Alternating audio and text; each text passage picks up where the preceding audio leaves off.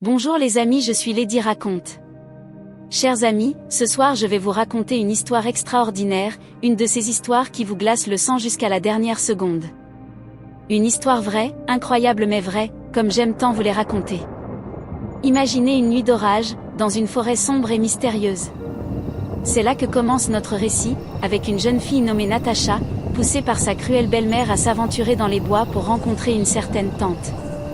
Mais cette tante n'est autre que la légendaire Baba Yaga, la sorcière dont le nom seul fait trembler les plus courageux. Natacha, tremblante mais déterminée, s'enfonce dans la forêt, ignorant encore les épreuves qui l'attendent et les secrets qu'elle va découvrir. Car dans cette histoire, mes chers auditeurs, rien n'est ce qu'il semble être, et le courage peut prendre les formes les plus inattendues. Alors installez-vous maintenant, fermez les yeux, et laissez-moi vous emmener dans l'univers fascinant et terrifiant de Baba Yaga, où la magie côtoie le danger, où la bonté affronte la cruauté, et où une simple quête pour une aiguille et du fil pourrait bien changer le destin d'une jeune fille à jamais. Voici l'histoire d'aujourd'hui. Baba Yaga et le courage de Natacha. Il était une fois, dans un petit village en bordure d'une forêt profonde, une jeune fille nommée Natacha. Elle vivait avec son père et sa belle-mère, qui la traitaient durement. Un jour, la belle-mère a décidé d'envoyer Natacha chez sa tante dans la forêt, pour demander une aiguille et du fil. Mais nous avons déjà une aiguille et du fil, protesta doucement Natacha. Silence, gronda la belle-mère. Tu iras chez ta tante Baba Yaga, et tu lui demanderas une aiguille et du fil. Maintenant, va! Natacha savait que Baba Yaga était une sorcière redoutable, mais elle n'avait pas le choix. Courageusement, elle s'enfonça dans la forêt sombre. Après des heures de marche, Natacha aperçut une étrange cabane perchée sur des pattes de poulet. Petit Isba, récita-t-elle, se souvenant des histoires de son père, tourne le dos à la forêt et le devant de mon côté. La cabane grinça et pivota, révélant une porte. Natacha frappa timidement. Entre, si tu l'oses, croassa une voix à l'intérieur. Natacha pénétra dans la cabane et vit Baba Yaga, une vieille femme au nez crochu et aux dents de fer. Que veux-tu, petite, demande la sorcière. S'il vous plaît, tante, dit Natacha en tremblant, ma belle-mère m'envoie vous demander une aiguille et du fil. Baba Yaga plissa les yeux.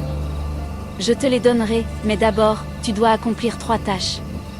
Si tu réussis, tu auras ce que tu demandes. Si tu échoues, je te mangerai. Natacha hocha la tête, effrayée mais déterminée. La première tâche était de trier un énorme tas de graines mélangées avant l'aube. Désespérée, Natacha commença à pleurer. Soudain, une petite souris est apparue. Ne pleure pas, couina-t-elle. Aide-moi, et je t'aiderai. Natacha partagea son pain avec la souris, qui appelle ses amis. Ensemble, ils trièrent toutes les graines. La deuxième tâche était de nettoyer la maison de Baba Yaga. Natacha se mit au travail, mais la maison semblait se salir plus vite qu'elle ne pouvait nettoyer. Un chat noir s'approche. Caresse-moi, miaula-t-il, et je t'aiderai. Natacha caressa gentiment le chat, qui utilise sa magie pour nettoyer la maison en un clin d'œil. La dernière tâche était la plus difficile. Natacha devait préparer un festin pour Baba Yaga. Elle ne savait pas cuisiner, mais elle se souvint des recettes de sa mère. Avec l'aide des animaux de la forêt, qui lui apportèrent des ingrédients, elle prépara un repas délicieux. Baba Yaga goûta le repas et fut impressionnée. Tu as réussi toutes les tâches, dit-elle. Voici ton aiguille et ton fil. Mais dis-moi, comment as-tu fait tout cela? Natacha a répondu honnêtement, avec de la gentillesse et de l'aide, tante Baba Yaga. J'ai partagé ce que j'avais et j'ai été bienveillante envers les créatures que j'ai rencontrées. Baba Yaga sourit, révélant ses dents de fer.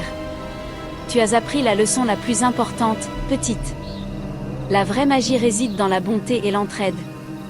Va maintenant, et n'oublie jamais cela. Natacha rentra chez elle, non seulement avec l'aiguille et le fil, mais aussi avec une nouvelle sagesse. Elle raconte son aventure à son père, qui était si fier d'elle qu'il chassa la méchante belle-mère. À partir de ce jour, Natacha et son père ont vécu heureux, partageant leur bonheur avec tous ceux qu'ils rencontraient. Et parfois, quand le vent soufflait dans les arbres, Natacha croyait entendre le rire de Baba Yaga, lui rappelant que la magie de la bonté était toujours avec elle. Et voilà, chers amis, l'histoire de Baba Yaga et du courage de Natacha touche à sa fin. Nous avons suivi Natacha dans son incroyable aventure, où elle a découvert que la véritable magie réside dans la bonté, l'entraide et le courage face à l'inconnu. Nous vous remercions sincèrement d'avoir suivi cette histoire avec nous. Si vous avez aimé cette aventure et souhaitez en découvrir d'autres, n'hésitez pas à venir sur notre chaîne Contes et Morales. Votre soutien est essentiel. Pensez également à mettre un like si cette histoire vous a plu. Cela nous aide énormément à continuer à partager des récits captivants et enrichissants. Restez curieux, continuez à rêver, et rappelez-vous, chaque jour est une nouvelle page à écrire dans le grand livre de la vie.